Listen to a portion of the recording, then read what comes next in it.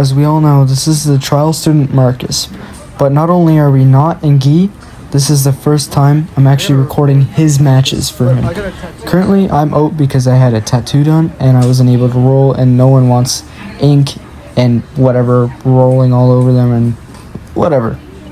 And honestly, Marcus has come so far since like the very first time we've been training together, and taking up on all the information I was giving him and just listening. It turned out really good for him, and this is him just destroying these adults and giving them a run for their money, really. So his opponent Mike is actually a police officer too, and you can tell he's a lot stronger than Marcus. So Marcus has to really be technical here, and I'm telling Marcus to make sure that when Mike is framing on him where he's so strong, that's going to be his strong point. So the way that you beat people that have strong frames is always by creating different angles, because angles beat frames in jiu-jitsu, and that's how you win. But you can see Marcus here go for like a gator roll and kind of failing it, and then he's thinking like guillotine, so he switches off to the guillotine. That's a good idea, but he didn't have the right position for it. Marcus just said fuck it and let's go for triangle. Triangle, triangle, triangle, triangle. Yes. Triangle, triangle, triangle.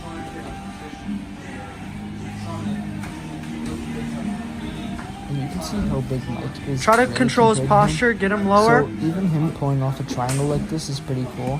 Mike is also a white belt, 3 stripes. I told Marcus to hit a washing machine before this match, and he actually just did. After seeing Marcus hit this, I was pretty thrilled to see him do my own move, the washing machine. If you haven't checked it out, go check it out. It's hilarious. I kind of cut out like half the round because there wasn't really much going on. Anyways, Marcus ended up getting back control, and there's probably about like a minute or two or something like that left in the round. So, as you can hear, I'm coaching Marcus a lot, trying to take his back. Marcus has his hips sunk back a lot, which I did say for him to do, but not in the way that it should have been. I told Marcus to go for a Kimura grip because that's usually how you can take back easier. But Marcus's hips were already dropping to one side, so all he had to do was grab like a cross grip and just pull him down. It's loose. It's loose. Don't let him get his back to the mat.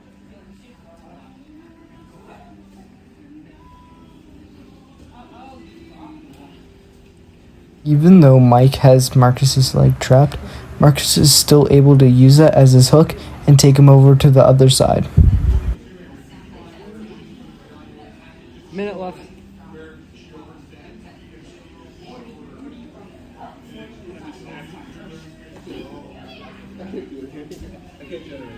Mike does turn into him, so Marcus is able to take mount and quickly go for a head and arm choke, or arm triangle, same thing.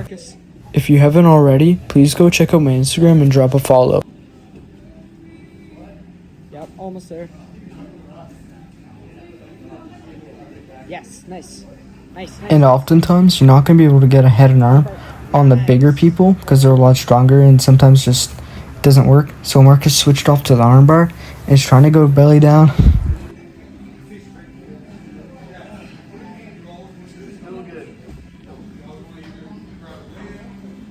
Marcus couldn't go to the arm bar, so he just went back to guard and tried to shoot up a triangle. For the rest of this match, they kind of just stall and sit in guard, and nothing else happens really.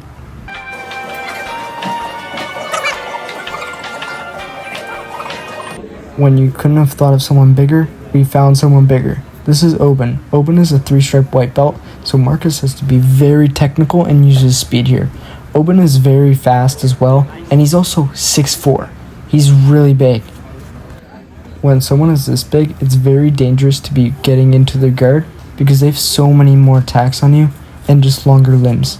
So Marcus really has to make distance and try to keep away from him, because any subtle thing that he can do can easily be reversed by, one, his strength and his length. Thus, this means Marcus is going to have to make more explosive and faster thinking movements. Marcus is half guard, so he's going to try and work to a guard because Marcus is a very big guard player, and he almost had that guillotine, but not quite. So as you can tell, he tried to go for a triangle, but Obin just uses his length, and he's just able to get out of those small pockets that is created by Marcus's distance. You can see the big size difference between these two. They're both very talented grapplers and doing very good in the sport. Marcus has butterfly hooks and Obin was posting, so he could have got a sweep there, but no. Marcus goes to guard and Marcus is very comfortable in guard. Obin is trying to go from a guillotine from full guard, which is never really a good idea because you don't want to submit your opponents from top guard. Marcus knows by Or take his back. forward, if he can push that elbow, he can Drop try the guard, to take his reveal back. and Shoot try up to triangle, take his shoot up back. triangle. But as that space was created by falling back, he was able to lock up a triangle, but it isn't fully tight because Marcus isn't on his side and able to cut his corner and hide his shoulder.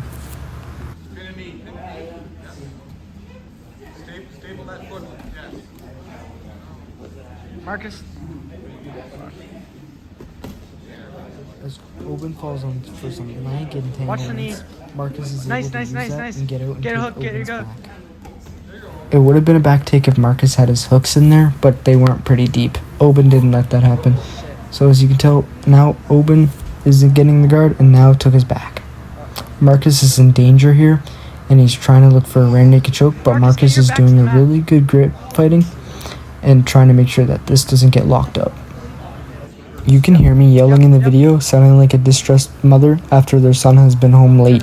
Yep. Take his back. Marcus goes for a gator roll and tries to go for an anaconda, but is quickly trapped underneath him because Obin is using his weight forward and trying to go back onto him using his shoulder blades. But Obin is a little bit too forward on him, so Marcus is able to get his leg and try to get a hook in for back Don't control. get us back to the mat. But Obin turns into his guard, and Marcus is forced to play guard. We all know Marcus likes to play guard, and you can see how he's lowering his posture, and Obin is trying to break the guard. When your opponent's posture is low, you have very limited attacks, especially guillotine is a great option. If Marcus could have grabbed his own wrist and tried to go for a guillotine, this would have probably worked out, but Obin is just too strong. When you're in someone's close guard, you should never go for a submission inside of it. One, it's dumb, and two, look, like Marcus doesn't see this, but his back is revealed, and he could easily get a back take off of that. And when you're doing Kimura, you're also very prone to triangle chokes. That's why a setup like that works so well.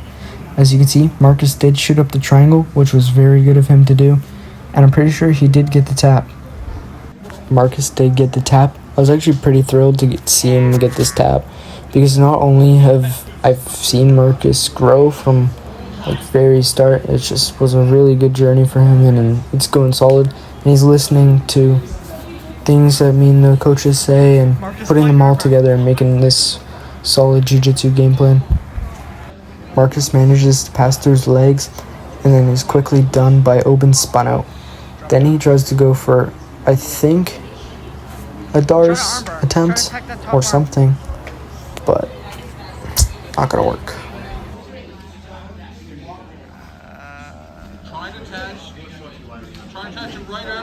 And when Obin does his spinouts, he loves to do buggy chokes. That's his favorite thing in the whole world.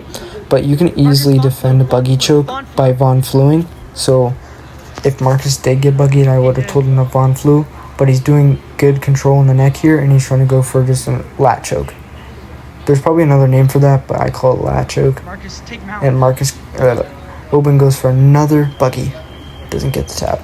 And if you like the rash guards me and Marcus wear in our videos, check out X Marshall. X Marshall has great apparel and rash guards. Check it all out. I highly recommend. Great quality.